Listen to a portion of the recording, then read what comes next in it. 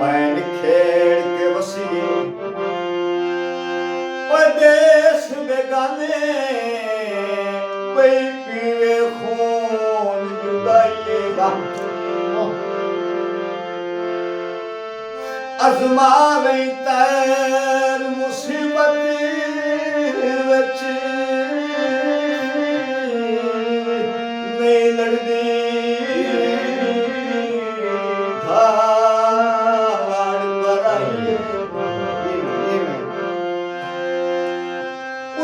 कुछ नहीं खटिया